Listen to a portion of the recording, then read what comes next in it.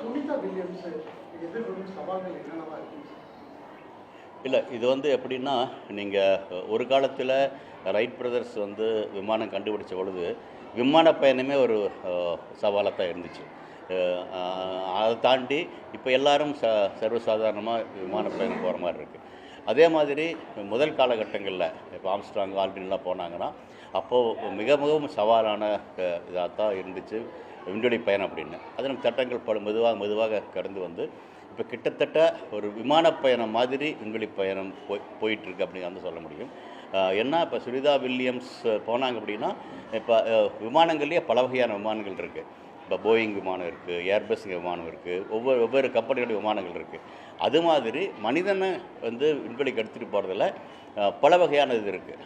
நாசாவிலிருந்து இருக்கலாம், ரஷ்யாவிலிருந்து இருக்கலாம், அமெரிக்காவிலேயே கூட தனியார் துறையில் எலான் மஸ்கினுடைய டிராகன் வாகனம், அதே மாதிரி போயிங்கிலிருந்து அவங்க கொடுத்த ஸ்டார்லைன் வாகனம், அப்படி பலது இருக்குது.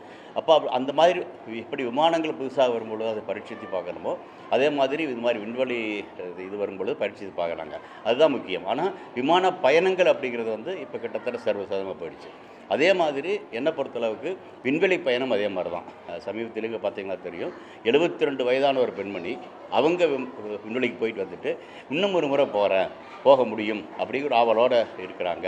ஏன்னா நான் போனேன், நான் பார்த்தேன், சிலதை நான் பார்க்காம விட்டேன். ஒரு குழந்தை எப்படி ஒரு இடத்துக்கு போயிட்டு ஒரு தேர் திருவிழாவுக்கு போயிட்டு ஒரு நாள் பார்க்குது, அடுத்த நாள் வந்து சரி இதை நான் பார்க்காம வந்துட்டேன், இந்த தேரில் ஏறி இருக்கலாம், இந்த ராட்டனத்தில் விளையாடி இருக்கலாம் அப்படின்னு எப்படி குழந்தை சொல்லுதோ அதே மாதிரி சொல்லிவிட்டு அடுத்த நாள் போகணும்னு சொல்ல மாதிரி சொல்கிறாங்கன்னா அந்த அளவுக்கு பயணங்கள் வந்து ஓரளவுக்கு எல்லோரும் முடியும் அப்படிங்கிற மாதிரி தான் போகுது. அந்த மாதிரி தானது.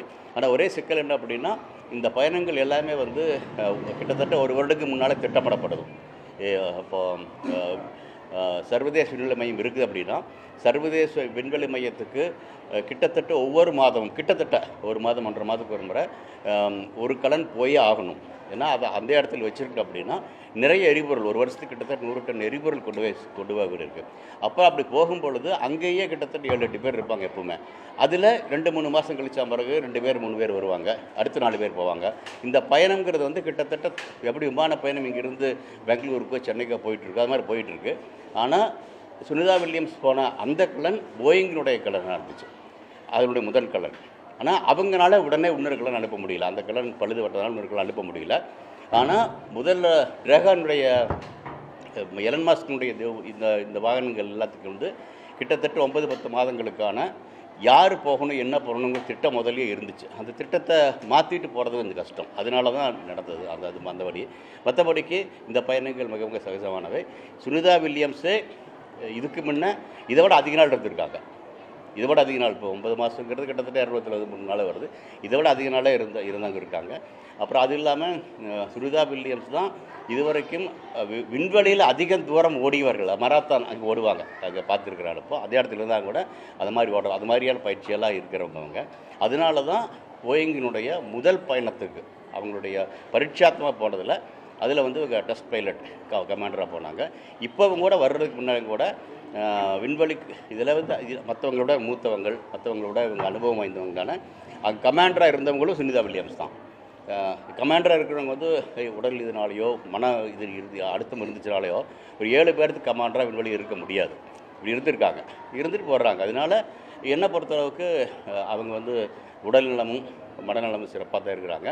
இது எல்லாம் தாண்டி என்ன இப்போ இவ்வளோ நாள் இருந்து என்னென்ன தெரியுது அப்படின்னா, நாளைக்கு செவ்வாய் கிரகத்துக்கு கூட மனிதன் போகணும்னா 8-9 மாதங்கள் ஆகும். அந்த அளவுக்கு உடல் இருக்க முடியுமா அப்படிங்கிற கேள்விக்குறியில் இருந்துச்சு. அதற்காக இல்லாட்டியும் கூட இந்த காலதாமதம் வந்து இருக்க முடியும் அப்படிங்கிற ஒன்று இது இருக்கிறதாகும். அப்புறம் இது மாதிரியான பிரச்சனைகள் வரும் பொழுது இப்போ போயிங், எலான் மாஸ்க் அப்படிங்கிற அவங்களுடைய வர்த்தக ரீதியிலான போட்டியை தாண்டியும் கூட இவங்களை திருப்பி கொண்டு வர்றதுக்கான வாய்ப்பு உருவாகி இருக்குது. அந்த வகையில் அதே மாதிரி வர்றவங்களில் ரஷ்யாக்காரர் ஒருத்தர் இருக்கிறார். அமெரிக்காவுக்கும் ரஷ்யாவுக்கும் பெரிய இது பனிப்போரே இருந்தாலும் கூட இப்போ ரஷ்யாக்காரர் ஒருத்தர் வர்றார். அடுத்தது இது வந்து கிட்டத்தட்ட அமெரிக்காவினுடைய 75% அமெரிக்காவுக்கு பொதுவானது தான் இந்த சர்வதேச விண்வெளி ஆய்வு மையம். அதில் சுனிதா வில்லியம்ஸ் வந்து ஒப்படைச்சிட்டு வந்த கமாண்டருங்கிற அந்த பதவியில் இப்போ இருக்கிறவரும் ரஷ்யாக்காரர் தான். ஆக விண்வெளி அப்படிங்கிற நான் திரும்ப சொல்கிறது, அறிவியலாளர்கள் வந்து எல்லாரும் சரியாக இருக்க முடியும். ஒருத்தருக்கு ஒருத்தர் சண்டையிட்டு இருக்க வேண்டியதில்லை, ஒருத்தருக்கு ஒருத்தர் உதவி கொள்ள முடியும் அப்படிங்கிற ஒரு தளமாக தான் பார்க்குறேன். அந்த வகையில் சுனிதா வில்லியம்ஸ் வர்றது வந்து பல வகையில் மனித குலம் ஒருத்தருக்கு பிரச்சனை அப்படின்னா கண்டிப்பாக அவங்க உதவுவாங்க அப்படிங்கிறது சரியாக போதும். செய்திகளை உடனுக்குடனும் துல்லியமாகவும் தெரிந்து கொள்ள சப்ஸ்கிரைப் பண்ணுங்க.